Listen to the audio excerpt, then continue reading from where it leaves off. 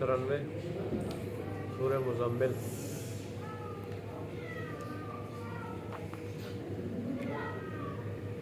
آیت نمبر 10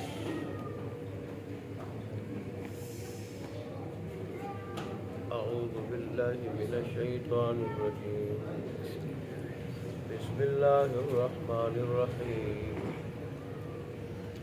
واصبر على ما يقولون واهجرهم هجرا جميلا صدق الله مولانا العظيم وصدق رسوله النبي الأمي الكريم ونحن على ذلك لمن الشاهدين والشاكرين والحمد لله رب العالمين. سورہ مزمل کی ابتدائی آیات میں اللہ نے تکمیل نفس کے 5 اصول بیان فرمائے. اللہ نے رسول اللہ صلی اللہ علیہ وسلم اور صحابہ کے ذریعے اسلامی انقلاب لانا تھا، اور اسلامی انقلاب صحیح لایا جائے، وہ فتنوں سے خالی ہو، فساد سے خالی ہو، وہ اصلاح پہ مشتمل ہو، تو اس کے لیے اللہ نے ابتدائی آیات میں 5 اصول کا ذکر کیا تھا کہ اس سے پہلے انقلاب لانے والے کی تکمیل نفس ہوگی، اور جب اپنے نفس کی تکمیل ہوگی تو پھر ظاہر ہے آدمی دوسرے کی تکمیل کر سکے گا اور صحیح معنوں میں کر سکے گا. جب اپنی تکمیل نہیں ہوگی، نفس کی روحانی ترقی نہیں ہوگی، اپنی کامل اصلاح نہیں ہوگی، تو پھر دوسرے کی اصلاح کیا کر سکے گا انسان.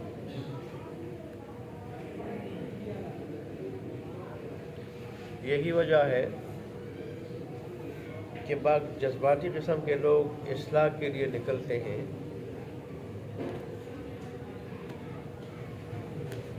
تو دوسرے کی اصلاح کو کیا کرتے ہیں، خود لڑائی جھگڑے کے شکار ہو جاتے ہیں، لڑائی جھگڑے کے شکار ہو جاتے ہیں.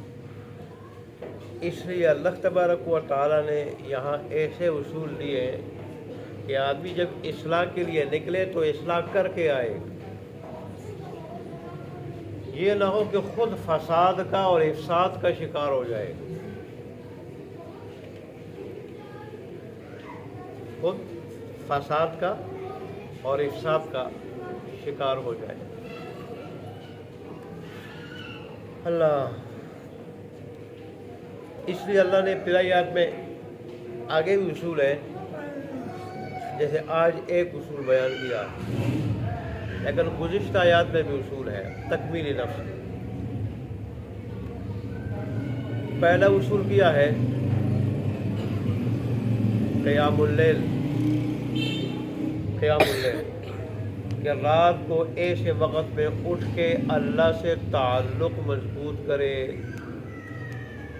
کہ جب سارے کے سارے لوگ سو رہے ہوں.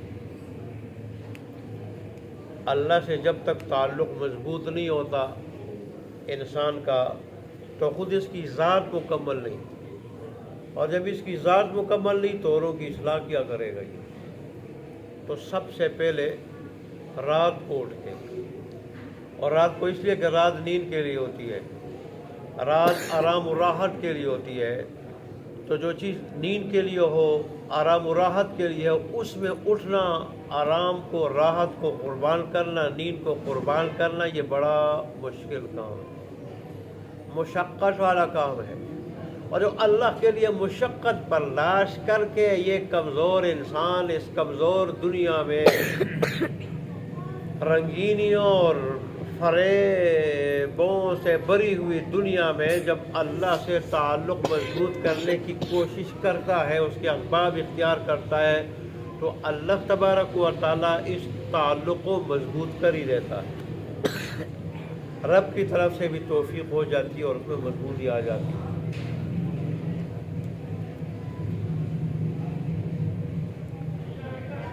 تو ایک کام تو یہ کہ رات کو اٹھے، اور پھر دوسری چیز ورتل القرآن ترتیلا، اس میں قرآن کو ترتیب کے ساتھ ٹہر ٹہر کر واضح واضح کر کے صاف پڑھ کے حروف کی صحیح ادائیگی کے ساتھ قرآن پڑھیں۔ رات کا ٹائم ہے اور یہ خود بھی آہستہ پڑھ رہا ہے، خود بھی آہستہ پڑھ رہا ہے، صحیح ادائیگی کے ساتھ پڑھ رہا ہے، واضح کر کے پڑھ رہا ہے، تو ظاہر ہے یہ ایک ایک حرف ایک ایک لفظ دل پہ اثر کرنے والا ہوتا ہے، کیونکہ وقت ایسا ہوتا ہے سناٹا چھایا ہوتا ہے، کوئی آواز نہیں، کوئی شور نہیں۔ اب دن کے وقت تو انسان نماز پڑھ رہا ہوتا ہے تو باہر کبھی گاڑی کی آواز، موٹر سائیکل کی آواز، کہیں پٹاخوں کی آواز، کہیں کوئی مشین چلا رہا ہوتا ہے اس کی آواز، کوئی ایک دوسرے کو پکار رہا ہوتا ہے اس کی آواز۔ یہ ایسا وقت ہے تہجد کا کہ اس وقت کوئی آواز نہیں، سناٹا۔ تو جب انسان اس وقت اٹھے اللہ تبارک و تعالیٰ سے تعلق مضبوط کرنے کے لیے اور ٹہر ٹہر کے بڑی وضاحت کے ساتھ آہستہ آہستہ صفائی کے ساتھ قرآن پڑھے تو ایک ایک لفظ دل میں اترتا ہے۔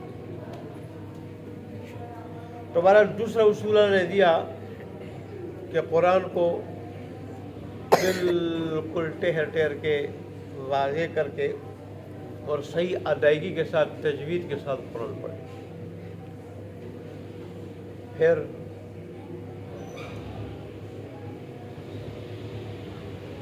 تیسرا اصول کیا ہے کہ صرف یہ نہیں کہ اللہ کو یاد کرو تہجد کے وقت،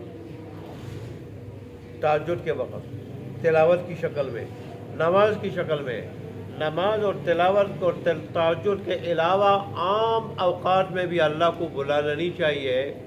اللہ تبارک و تعالیٰ کو ہر وقت یاد رکھنا چاہیے، ہر وقت یاد رکھو۔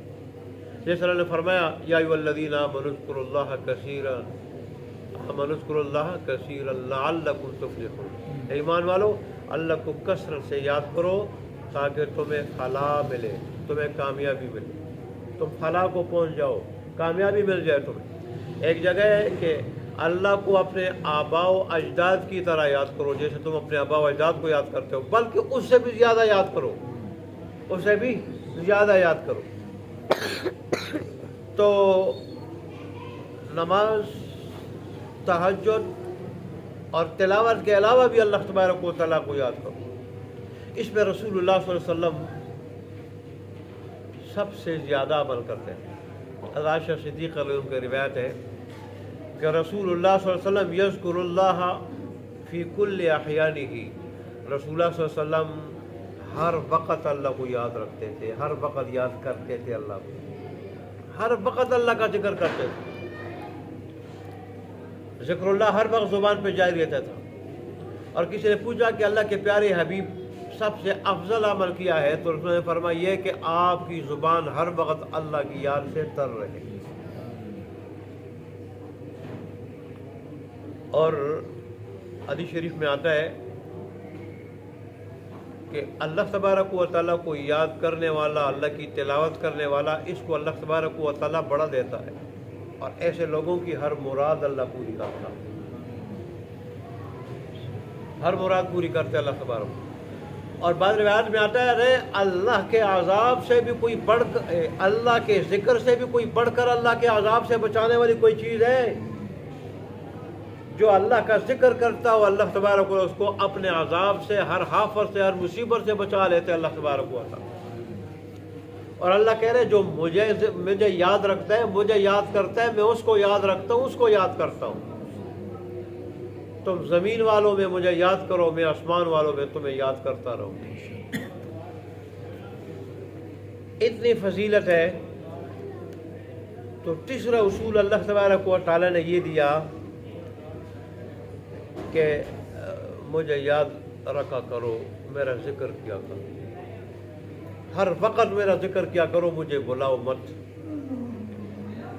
اور پھر چوتھا اصول یہ دیا کہ اللہ سے تعلق مضبوط کرنے کے لیے، اس کو خوش کرنے کے لیے تھوڑی دیر کے لیے، اگر زیادہ نہ ہو تو تھوڑی دیر کے لیے اللہ تبارک و تعالیٰ کی طرف متوجہ ہو جایا کرو۔ ویسے تو دل اللہ تبارک و تعالیٰ، آیت کا صحیح مصداق یہ ہے کہ ظاہری تعلق جس کے ساتھ بھی ہو، دل کا تعلق اللہ کے ساتھ، دل کا تعلق اللہ کے ساتھ ہو، کوئی بھی کسی قسم کا تعلق اللہ تبارک و تعالیٰ کے تعلق کو متاثر نہ کرے. کسی کا تعلق، خواہ اولاد کا تعلق ہو، بیوی کا تعلق ہو، رشتہ داروں کا تعلق ہو، ان کا تعلق اللہ کے تعلق کو متاثر نہ کرے. اللہ سے بندے ہونے کا جو تعلق ہے، مخلوق ہونے کا جو تعلق ہے، یہ تعلق جو ہے نا وہ متاثر نہ ہو.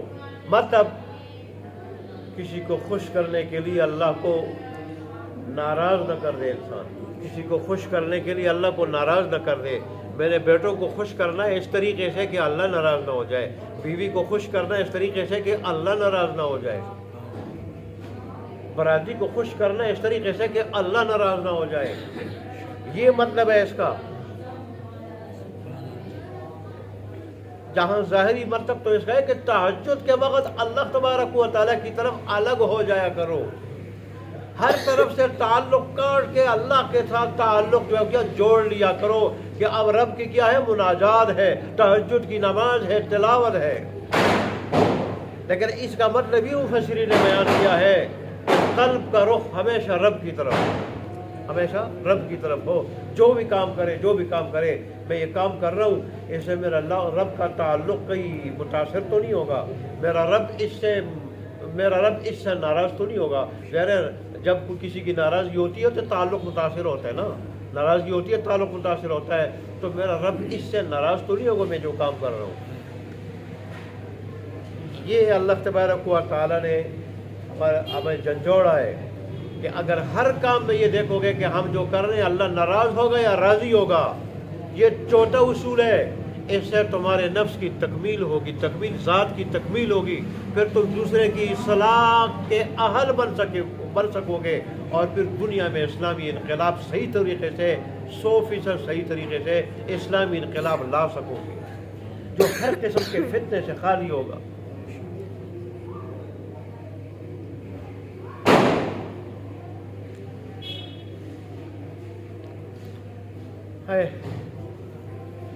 یہ تو چوتھا اصول لیا، پہلا قیام اللیل کا، اور دوسرا ترتیل قرآن کا، ٹھہر ٹھہر کے قرآن پڑھنے کا، اس کی تلاوت کرنے کا. تیسرا اللہ تبارک و تعالیٰ کو ہر وقت یاد رکھنے کا، اور چوتھا اللہ تبارک و تعالیٰ کی طرف متوجہ ہونے کا، رخ اسی کی طرف پھیرنے کا. اور پانچواں اصول اللہ نے یہ دیا کہ جب مشرق کا رب بھی وہی ہے اور مغرب کا رب بھی وہی ہے، یعنی پوری دنیا کا مشرق اور مغرب کنایا ہے ساری دنیا سے. ساری دنیا، ساری کائنات کا رب، پالنے والا، پرورش کرنے والا، پیدا کرنے والا، ان کو قائم رکھنے والا، ان کو دینے والا اللہ ہے، اور سب کچھ کرنے والا، ان کی ضروریات پوری کرنے والا وہ اللہ ہے. تو پھر کیا ہے، فاتخذہ وکیلا، اب اسی کو کارساز بناؤ، اسی کو کارساز سمجھو، اور کارساز سمجھتے ہوئے اسی کو کارساز بناؤ. کارساز کام بنانے والا، کہ ہر کام وہی بناتا ہے. وہ اگر نہ بنانے پہ آ جائے، ساری دنیا مل کے کسی کا کوئی کام نہیں بنا سکتی. دیکھیں فرعونی 13 لاکھ کا لشکر لے کے، ہتھیار سے لیس ہو کے 13 لاکھ کا لشکر لے کے 6,70,000 بنی اسرائیل کے تعاقب میں نکلا تھا وہ لشکر. لیکن جب اللہ کو منظور نہیں تھا ان کا تعاقب، اللہ کو منظور تھا ان کا بچانا، اور منظور تھا ان کا ڈبونا، ہلاک کرنا. تو اللہ تبارک و تعالیٰ نے فرعونیوں کے ذریعے نہیں، کوئی لشکر بیچ کے نہیں، اللہ نے پانی کو حکم دیا کہ یہ کام تو نے کرنا ہے، میں نے کوئی لشکر نہیں بھیجنا، یہ کام تو نے کرنا ہے. جو فرعون اپنے لشکروں پہ بڑا نازاں ہے کہ میرا لشکر ہے، ہتھیار سے لیس ہے، اور ہم ایسے جو نا لڑائی کے گر جانتے ہیں، بڑے ماہر ہے لڑائی میں، تو ان کو ان کی مہارت دکھانی ہے اور اس کا مزہ چکانا ہے. اللہ نے پانی کو حکم دیا، اور یہ بھی دیا کہ انہی فرعونیوں کے سامنے میرے محبوبوں کا لشکر پار ہو جائے پار ہو جائے، ان کے لیے تو راستے دو، راستے بھی ایسے دو کہ ان میں کیچڑ تک نہ ہو، کیچڑ تک نہ ہو، تاکہ میرے لاڈلوں کو کوئی تکلیف نہ ہو، لاڈلوں کو تکلیف نہ ہو، کیچڑ تک نہ ہو۔ اور پھر 12 راستے ایسے ہوں کہ پانی تیری دیواریں ایسی بن جائیں کہ ان میں روشن دان بھی بن جائیں، ان میں روشن دان بھی بن جائیں۔ یہ بنی اسرائیل بڑے لاڈلے ہیں، نازک مزاج کے ہیں، تو ان روشن دانوں میں ایک دوسرے کو دیکھتے جائیں، باتیں کرتے جائیں، دیکھتے جائیں، باتیں کرتے جائیں، اور اس طرح گپ شپ لگاتے ہوئے جب یہ پار ہو جائیں، پیچھے جو ہے نا اسی کو دیکھ کے اس وجہ سے کہ یہ جب پار ہوئے ہم بھی پار ہو جائیں گے، فرعونی داخل ہو جائیں، اور جب تیرے درمیان میں پہنچ جائیں تو پھر ان کو کیا کر دو، ڈبو دو، مل جاؤ، دیواریں ختم ہو جائیں۔ تو اللہ کا حکم تھا دیواریں بن جاؤ، پانی کی دیواریں بن گئی، روشن دان بھی بن گئے، اور دلدل جو ہے نا، دلدل جس میں بڑی بڑی چیزیں، ہاتھی جو ہے نا وہ دم جائے، وہ دلدل جو ہے بالکل سخت زمین کی طرح بن گئی، اور بنی اسرائیل پار ہو گئے۔ پیچھے سے فرعونی آئی، فرعونی آئے، اللہ نے ان کو ڈبو دی۔ یہ ہے فاتخذہ وکیلا، اسی کو کارساز سمجھو، کام بنانے والا، اور کارساز جو ہے وہ کیا بنا لو۔ کیا مطلب؟ جو بھی ضرورت ہے اسی سے مانگو، جو بھی اپنا کام بنوانا ہو تو اسی کے سامنے رکھو، اسی کے سامنے، اللہ مجھے یہ ضرورت ہے، اللہ میرا ایک کام ہے ادھورا پڑا ہے، اس کو بنا دے، وہ بنا دے گا۔ اسباب انسان اختیار کرے، لیکن یقین اسباب کے اوپر نہ ہو، یقین اسباب کے اوپر نہ ہو، یقین اللہ تبارک و تعالیٰ کی ذات کے اوپر ہو۔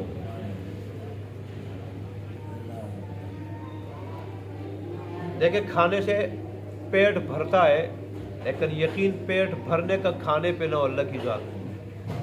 ورنہ جن لوگوں کو جوع البقر، لفظی معنی تو ہے گائے کی بھوک، وہ بھوک والی بیماری لگ جائے، بھوک والی، وہ اگر بوریاں خالی کرے تو بھی ان کی جو ہے نا وہ بھوک ختم نہیں ہوتی، پیٹ بھرتا نہیں۔ کبھی کبھار اللہ دکھاتا ہے کہ تم کہتے ہو کہ 2 چپاتی سے جو ہے نا ہماری بھوک ہو جاتی ہے، ختم ہو جاتی ہے، بھوک ختم کرنے والی روٹی ہے، روٹی نہیں، میرا حکم ہے، کون ہے روٹی کو، کہ یہ انسان اس کے بس میں 2 چپاتی ہے، یہ جب کھا لے تو کیا کرتا، بھر جا، وہ پیٹ بھر جاتا ہے۔ اور جب میرا حکم ہوتا ہے اب اس کو دکھا دے کہ پیٹ بھرنے والا میں نہیں، وہ ذات، پیاس دور کرنے والا میں نہیں، وہ ذات ہے۔ ورنہ جن لوگوں کو پیاس کی بیماری لگ جاتی ہے، جگوں پہ جگ جو ہے نا پی جاتے ہیں، ان کی پیاس بجھتی نہیں ہے، ایسے بھی ہیں۔ اور پھر سخت سردی میں ان کو پیاس لگتی ہے، جیسے جون جولائی میں پیاس لگتی ہے۔ سبب تو اختیار کرے، اسباب کا چھوڑنا جائز نہیں ہے۔ یہ اسباب، یہ جو دنیا کیا ہے، دار الاسباب ہے، اسباب اختیار کرے، نظر اسباب پہ نہ ہو، نظر جو ہے اللہ کی ذات پہ ہو، اسباب کے مالک اور رب پہ نظر ہو۔ دوائی میں شفا نہیں ہے، شفا اللہ کی ذات پہ، دوائی ایک ذریعہ ہے۔ یہی وجہ ہے کہ ایک دوائی آدمی ایک مرتبہ لے لیتا ہے، اگر دوسری مرتبہ بیمار ہو جائے وہی دوائی لے لیتا ہے تو اس سے فائدہ نہیں ہوتا۔ کیوں؟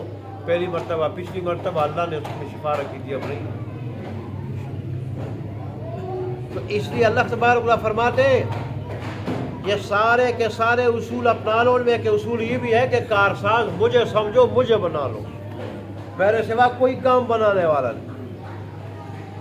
آج کل تو مسلمانوں میں اللہ جہاں بچائے ایسے عقائد بگڑ چکے کہ اللہ کے کمزور اور انتہائی عاجز مخلوق اور بندوں کو جو ہے وہ پکارا جاتا ہے کہ اے فلانے ہمارا بیڑا پار کرا، پار کرا، پار کرا اور پار کرا، پھر وہ شروع کر دیتے ہیں۔ حالانکہ بیڑا پار کرانے والا اللہ کی ذات ہے۔ وکیل کس کو کہتے ہیں؟ کام بنانے والا، کام بنانے والا، بیڑا پار کرانے والا، وہ اللہ کی ذات ہے۔ پتہ نہیں کہاں سے لوگوں نے یہ نکالے۔ پورا قرآن تو یہی کہتا ہے، اپنے نبی سے اعلانات یہی کراتا ہے کہ میں تمہارے نفع نقصان کا مالک نہیں ہوں، میں اگر تمہیں نفع پہنچاؤں، اللہ نہ چاہے تو نہیں پہنچا سکتا، اللہ کی مشیت کے بغیر، اللہ کے ارادے کے بغیر، اللہ کے حکم کے بغیر، اللہ کی چاہت کے بغیر نہ میں نفع پہنچا سکتا ہوں نہ نقصان پہنچا سکتا.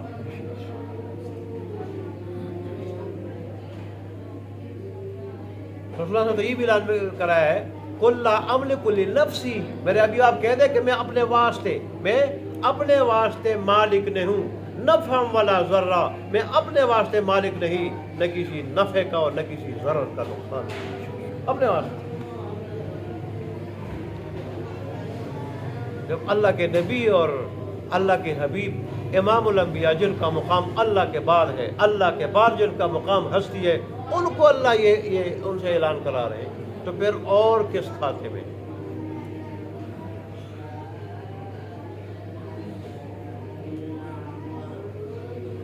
قرآن کی آیات سے مطلب میں نہیں، تشریح میں نہیں، آیات سے الفاظ سے جو چیز ٹپک رہی ہے صاف، وہ تو یہی کہتی ہے کہ اللہ کے سوا جو ہے نا کوئی کارساز نہیں، کوئی مشکل کشا نہیں، کوئی حاجت روا نہیں. اذا مسکم الضر فلا کاشف له الا هو، قرآن کہتا ہے جب تمہیں کوئی ضر تکلیف پہنچتی ہے تو پھر اس تکلیف کو کاشف کھولنے والا اس کے سوا کوئی نہیں. یہ 5 اصول اللہ نے گزشتہ آیات میں دیے کہ اگر یہ چاہتے ہو تمہارے نفس کی تکمیل ہو اور پھر تم صحیح انقلاب لا سکو، دوسروں کی صحیح اصلاح کر سکو. اسلام کا اسلامی انقلاب کیا تھا؟ اسلام کا یہی کہ اپنی بھی اصلاح ہو، اوروں کی بھی اصلاح ہو، لیکن صحیح معنوں میں اصلاح ہو، اس میں فتنہ نہ ہو، اس میں فساد نہ ہو، اس میں لڑائی جھگڑا نہ ہو، دنگا فساد نہ ہو، اس میں ایسی اصلاح ہو کہ دوسرا دیکھ کے عاشق ہو جائے اور اس کو سینے سے لگا لے، دوسرا دیکھ کے اسے اخلاق کو، رفتار کو، گفتار کو، رفتار کو، اس کے کردار کو، اخلاق کو، معاملات کو، ہر چیز کو دیکھ کے عاشق ہو جائے اور اس کو سینے سے لگا لے اور کہے بے اختیار کہ میں بھی تیرے راستے پہ چلنا چاہتا ہوں، مجھے کلمہ پڑھا دو.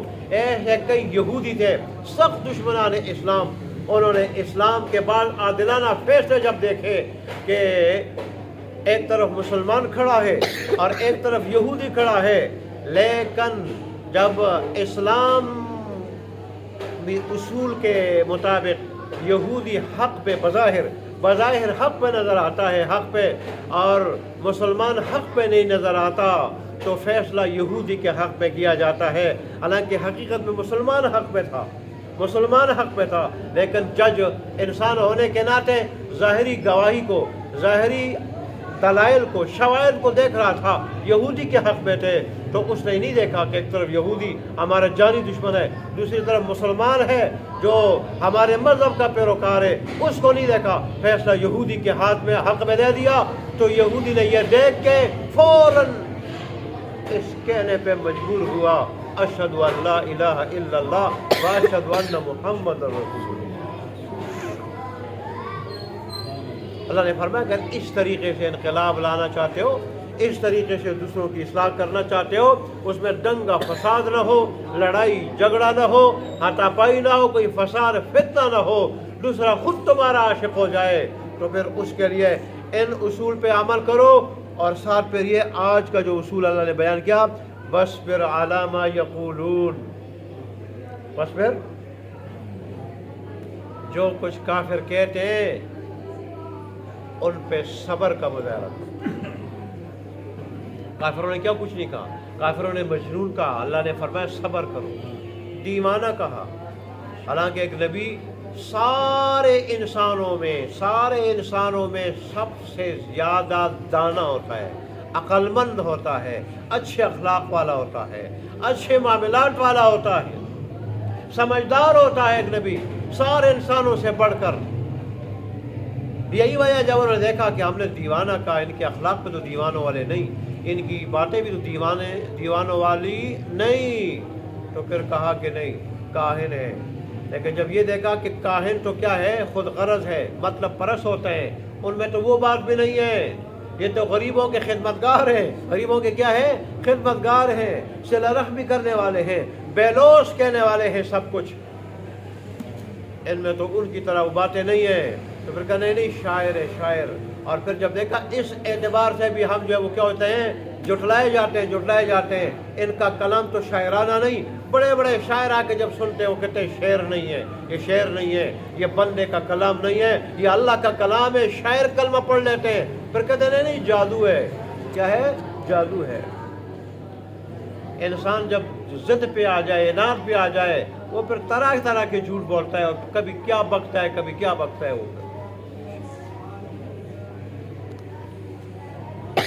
کبھی کہتے تھے کہ اس پہ جادو ہوا ہے، اس پہ جادو ہوا. یہ دیکھیں، دل آزار باتیں صرف اس دور میں نہیں تھی، ہر دور میں ہوتی رہی ہیں. جب پاکستان آزاد ہوا اس وقت بھی ایک انگریز نے احمد آباد کے اندر ایک انگریز نے اپنے کتے کا نام احمد رکھا. نعوذ باللہ، کتے کا نام. جب پوری دنیا میں احتجاج ہوا پھر اس نے بکواس کی کہ مجھے پتہ نہیں تھا. سوری، میں معذرت کرتا ہوں، مجھے افسوس ہے، مجھے پتہ نہیں تھا. بھئی پوری دنیا اور کروڑوں مسلمان جس ہستی کو اپنا نبی ماننے اس کے پیروکار ہیں، تو میں یہ پتہ نہیں تھا مسلمانوں کا نبی ہے. جھوٹ بول رہا تھا، بک رہا تھا. ایسا ہی مغرب جرمنی کے انگریز نے کہا تھا نعوذ باللہ کہ محمد کو جب مرغی کے دورے پڑتے تھے تو اس وقت وہ کچھ بڑبڑاتے تھے، اس کو لوگوں نے قرآن بنا لیا. حالانکہ کہاں قرآن اور کہاں جو ہے نا وہ کہاں بڑبڑانے والی بات. خود بڑے بڑے عربی جنہوں نے قرآن کے مقابلے میں کتابیں لکھنے کی کوشش کی، بڑے عربی اور شاعر، انہوں نے قرآن کی ایک آیت جب سنی، اپنے سالوں کی لکھی ہوئی اور محنت کی ہوئی کتابوں کو دیوار پہ مارا کہ ہماری پوری کتاب اس ایک آیت کا مقابلہ نہیں کر سکتی. تمہیں کیا پتہ ہے عربی کا؟ جو عربی کی فصاحت اور بلاغت، باریکیاں، نکات جاننے والے پائے کے چوٹی کے شاعر تھے، وہ اپنی کتابیں انہوں نے دیواروں پہ ماری ایک آیت سن کے کہ تو ایسا کلام ہے. اور اس نے جو بات کہی آج تک کوئی جو ہے نا ایک آدمی بھی اس کو جو ہے نا وہ جھٹلا نہیں سکا. آج تک ایک بات بنوان صادق آ رہی ہے. قرآن نے یہ دعویٰ کیا ہے کہ قرآن میں کوئی رد و بدل نہیں کر سکتا. آج تک کوئی نہیں کر سکا. کسی نے کوشش کی تو منہ کی کھانی پڑی. آیات تو کوئی بنا سکتا نہیں، ترجمے نے کوئی گڑبڑ کی تو منہ کی کھانی پڑی. یہاں تک کہ امریکہ کے اندر ایک کمپیوٹر ہے، وہ ہر پر رد و بدل کر لیتا ہے، ہر کتاب میں کر لیتا ہے. بلکہ سابقہ آسمانی کتابوں میں بھی بہت بڑی رد و بدل کی اس نے. لیکن جب قرآن کی کوئی آیت اس کے سامنے پیش کی جاتی ہے، جواب زیرو میں آتا ہے کہ اس میں رد و بدل نہیں ہوتا. اور کیسے ہو جائے 1400 سال پہلے محمد عربی اور ہم سب کے رب اور رب کائنات نے کہا اس میں کوئی گڑبڑ نہیں کر سکتی. اس لیے نے فرمایا کہ جو کچھ یہ کہ اس پہ صبر سے کام لے. صبر بہت بڑا اصول ہے ملت ابراہیمی کا. اور وَاہْجُرْهُمْ حَجْرًا جَمِيلًا. اللہ تبارک و تعالیٰ نے ساتھ یہ بھی اصول دیا چھٹا کہ ان لوگوں سے جب مانتے نہیں ہیں ان لوگوں سے آپ کنارہ کشی اختیار کریں، لیکن وہ لڑکے نہیں بڑے طریقے سے، اچھے طریقے سے کنارہ کشی اختیار کر. ان سے کہہ دیں میں ٹھیک ہے، اگر تم نہیں مانتے ہو تمہارے لیے تمہارا دین، ہمارے لیے ہمارا دین، تمہارے لیے تمہارا راستہ، ہمارے لیے ہمارا راستہ. دیکھ لو گے کہ کس کا انجام جو ہے نا اچھا ہوتا ہے. ہاں کئی موقع پالو اور تمہیں امید ہو کہ یہاں اثر ہو جائے گا تو اس وقت پھر جو ہے نا تبلیغ کر دینا، ورنہ اچھے طریقے سے بغیر لڑائی جھگڑے کے حکمت سے سنیں. یہ 5-6 اصول ذکر ہو چکے ہیں. 7 تک آگے اور بھی اصول ذکر ہو رہے ہیں کہ جس سے تکمیل نفس ہوتی ہے. اس کی وجہ یہ ہے جو نفس ہے نا اس کا رخ برائی کی طرف ہے. نفس آزادی چاہتا ہے، ہر نفس آزادی چاہتا ہے اور نفس برائی چاہتا ہے. وہ قرآن میں نہیں ان النفس لامارۃ بالسوء الا ما رحم ربی، کہ یہ جو نفس ہے یہ تو برائی کی طرف رغبت دلاتا ہے، برائی کی طرف رغبت دلاتا ہے. اور وہی بچتا ہے جس پہ اللہ رحم کرے، الا ما رحم ربی، جس پہ اللہ رحم کرے نہیں تو برائی کی طرف رغبت دلاتا ہے۔ تو نفس آزادی چاہتا ہے، برائی چاہتا ہے، اس لیے تو اللہ نے وہی بھیجی اور وہی کے ذریعے نفس کی رہنمائی کی کہ انسان کو غلط راستے کی طرف نہ لے جائے، اور کل انسان یہ گلہ نہ کرے، اس کو یہ عذر پیش کرنے کا موقع نہ ملے کہ ہم نفس کے رحم و کرم پہ تھے اور نفس جو ہے نا وہ ہمیں آزادی اور برائی کی طرف لے جاتا ہے۔ اس لیے اللہ نے قرآن بھیجا اس کے لیے۔ ہم قرآن کے پاس آئیں گے، قرآن کو سنیں گے تو پھر ہم جو ہے نفس کی غلامی سے ہم بچیں گے، اللہ کی غلامی میں آئیں گے، اور جب اللہ کی غلامی میں آ کر نفس کی غلامی سے بچ جائیں گے پھر دنیا بھی ہماری، آخرت ہماری۔ اللہ ہمیں عمل کرنے کی توفیق عطا فرمائے۔ وآخر دعوانا الحمدللہ رب العالمین۔